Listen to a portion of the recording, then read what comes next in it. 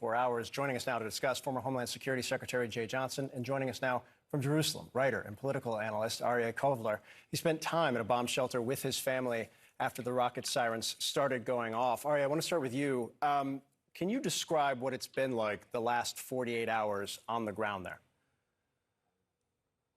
Well, look, firstly, I'm not in the direct line of fire. People are in the area around Gaza, but all of Israel, or certainly all of the heartland of it, has been under rocket fire for the last 2 days. And here in Jerusalem, rockets are pretty infrequent. We've only really ever had 1 or 2 sirens at a time.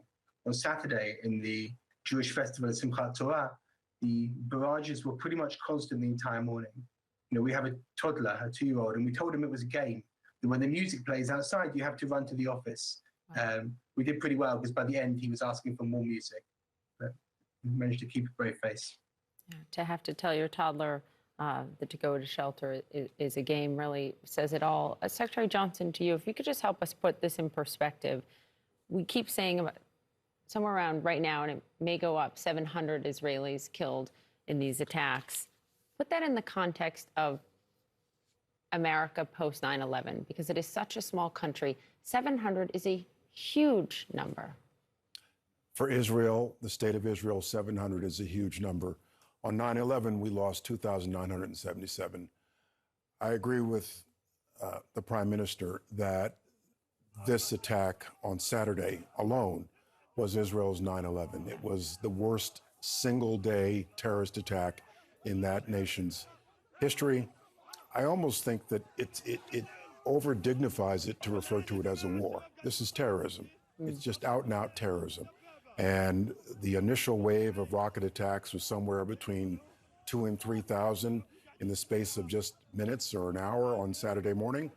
And it was such that the Iron Dome defense system could not keep pace with interdicting all of them. Nor the Iron Wall. And we've already lost some 700 Israelis by their count. I suspect that's going to rise. And overall, over 1,000. This is an act of terrorism, pure and simple. There's a second wave occurring as we speak right now. And I would not be surprised if Israeli defense forces do go into the Gaza Strip to try to recover the hostages and, frankly, decapitate the Hamas leadership. To that point, Arieh, the feeling inside the country right now, I think there's always been this kind of assumption, certainly here in the U.S., I think over there as well, that the IDF, the intelligence and security apparatus that Israel has and utilizes is the best in the world, if not one of the best in the world. You talk about what it's like now, knowing that this is even possible. There's a sense of real shock about what happened.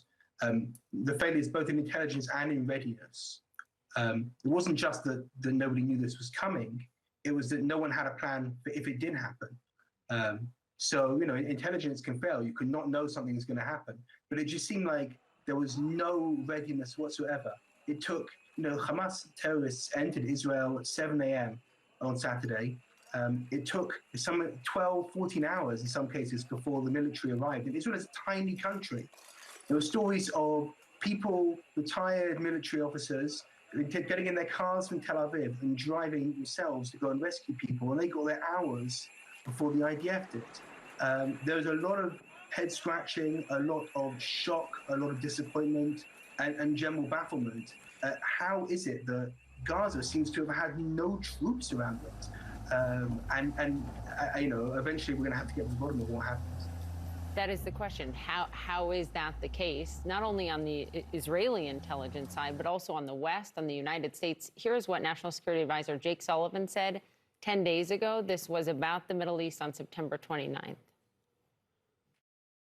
The Middle East region is quieter today than it has been in 2 decades. Now, challenges remain. Iran's nuclear weapons program, the tensions between Israelis and Palestinians. But the amount of time that I have to spend on crisis and conflict in the Middle East today compared to any of my predecessors going back to 9/11 is significantly reduced. It is not to point fingers, it is to ask and to look at what is ahead and how this was missed on many fronts. Well, first, I can attest that Israeli intelligence capability is first rate, to the extent that the United States very often relies on Israeli intelligence for our own intelligence capabilities in that region. I actually think Jake put his finger on it. He said 10 days ago, it's as quiet as it has been in that region for a long time. For a terrorist organization like Hamas, that is at odds with their interest. This attack is very definitely an effort to destabilize the region, to increase tensions, to roll back the clock, to stop the normalization of relations between Israel and the Arab world.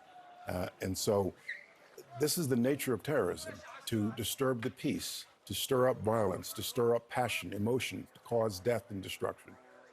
Arieh, what's the sense of what happens next? You know, Secretary Johnson makes a key point about there are 100+ hostages at this point. We've seen the scale of what could be traded. Poppy was pointing out earlier, for just one IDF soldier several years ago that had been detained for 5 years.